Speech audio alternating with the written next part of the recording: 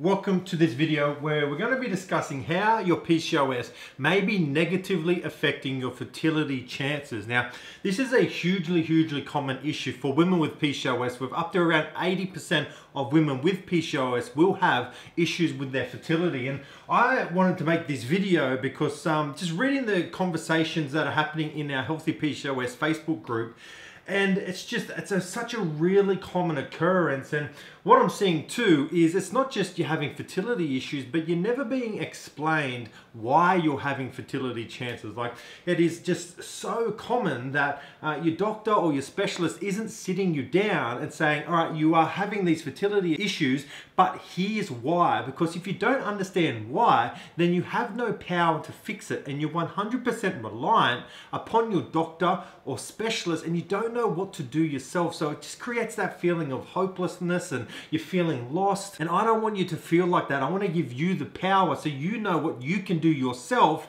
to maximize your fertility chances. So that's what I want to do with this video.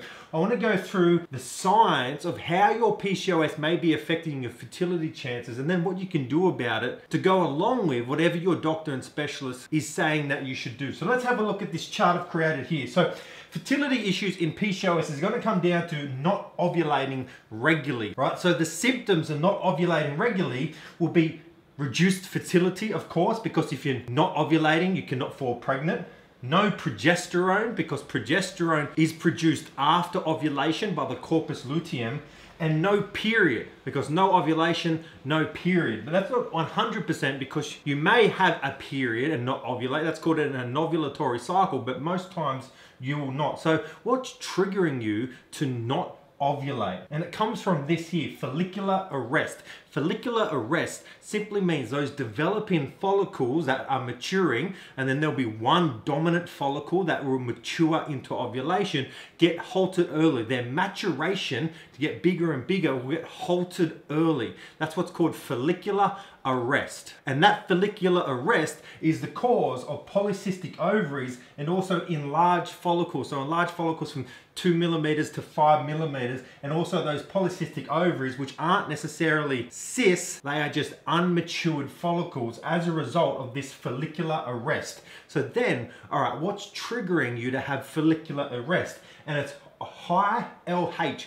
LH simply stands for luteinizing hormone. Now, normally at the start of your cycle, luteinizing hormone will be low, follicle stimulating hormone will be high. That will stimulate the follicles into maturation, one dominant follicle into ovulation. And then just before ovulation, a surge of luteinizing hormone will be sent down by the brain to your ovaries, and that's what triggers ovulation.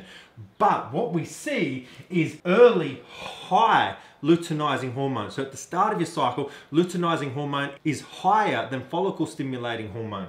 That's what triggers follicular arrest. And we also know that high luteinizing hormone triggers high androgens. And it's these high androgens, male sex hormones, that is responsible for high luteinizing hormone. So if you want to test your androgen levels, you get your doctor to test your free testosterone, the total testosterone, and also your DHEAS, which is an adrenal androgen. And if those numbers come back normal, what could be happening is you are hypersensitive to testosterone and androgens. So you might have normal androgen levels, but because you are hypersensitive to them, they are having more of a result on your system.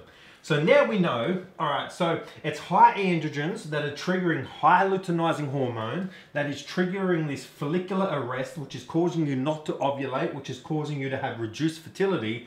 What are the cause of these high androgens? This is where we start to get to truly uncover what is your issue that is causing you to have fertility issues. So it's going to be one of these four aspects. Is it insulin, inflammation, stress, or was it the pill, coming off the pill? So if it's insulin, you'll know because you have insulin resistance.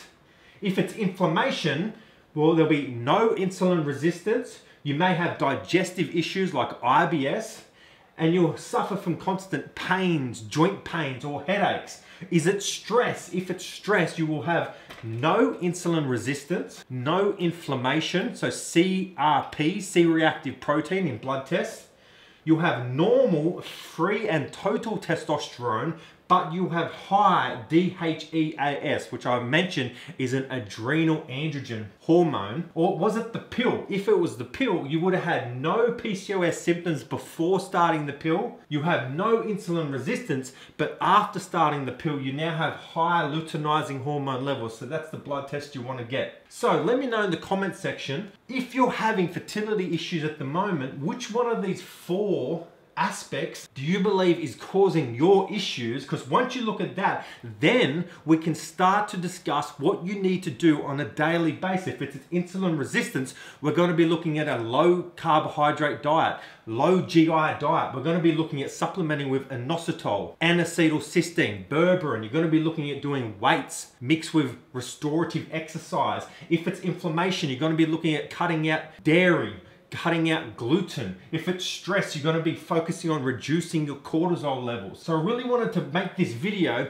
to start to give you the education so you have the power and that feeling of taking back a little bit of control. Because just what I'm saying is, you have this issue. So if you're at that space in your life where you want to fall pregnant, you want to become a mother, but your PCOS is holding you back, I understand how much of a huge issue and such a pain point it is for you. And I also understand that when you don't have the answers, it really makes you feel lost. It makes you feel hopeless. So I want to give you these answers so you take back control and know exactly what you can do on a daily basis to improve your fertility issues, because this is only an issue for now. If you're having fertility issues, most women can overcome those fertility issues. It may take 3 months or so because the life cycle of follicles are around 100 days. So it may take you, 3 months, 4 months to notice the changes, but you can improve and maximize your fertility chances. And as I said, these conversations are happening in our PCOS VIP program. So if you're looking for a Facebook group to connect, to ask questions, I'm in there daily responding to questions and just talk to other ladies. Feel free to join that group. I'll put the link in the comment section below. If you have any questions at all about this video, let me know below. And as always, I'll see you on our next video.